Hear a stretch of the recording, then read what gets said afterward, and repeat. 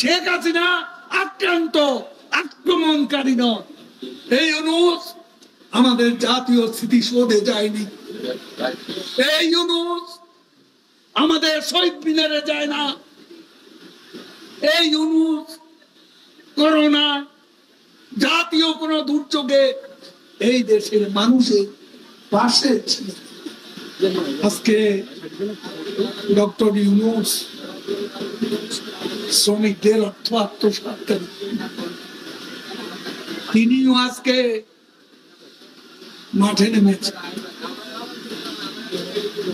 অতীতে তিনি রাজনৈতিক দল খুলে 9/11-এ সাড়া পান না, যার বিরুদ্ধে মামলা চলমান, যিনি দেশের আইকনিক প্রকল্প পদ্মা সেতু নির্মাণের বিরোধিতা করেছেন, তিনি আবার সক্রিয়। আগে গোপনে করেছেন, এবার তিনিও এসেছেন প্রকাশ। বাইরে আমাদের বন্ধু আছে, প্রভু নয়। আমাদের বিবেক আমাদেরকে চালায়, কোন বিদেশি শক্তি নয়। আজকে ইউনূস কত নির্লজ্জ, তিনি ভারতকে অনুরোধ করেন শেখ হাসিনাকে থামাতে। শেখ হাসিনা আক্রান্ত, আক্রমণকারী নয়, তাকে থামাবে। আক্রমণকারীদের থামান, যাদের সঙ্গে আপনি আছেন। বিবৃতি দিয়ে দেশের অভ্যন্তরীণ বিষয়ে হস্তক্ষেপের জন্য বিদেশিদের প্রতি আহ্বান জানান ডক্টর।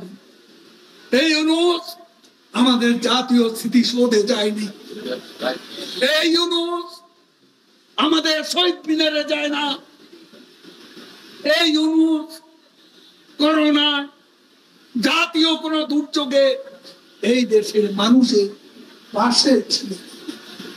ডক্টর ইউনূস আমাকে যখন মন্তব্য করতে বলেছে, তার সম্পর্কে আমি বলেছি তিনি আমাদের সুখে নেই, মুখে নেই, কষ্টে নেই, দুর্যোগে নেই, আমাদের দুর্দশায় নেই।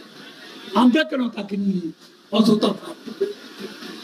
তাকে নিয়ে আমাদের ভাববার কোনো প্রয়োজন নেই।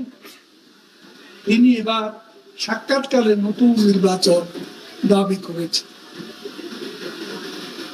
চিনতে পেরেছেন? কোটা আন্দোলন, অগ্নিসন্ত্রাস, সাম্প্রতিক সহিংসতার সাথে এই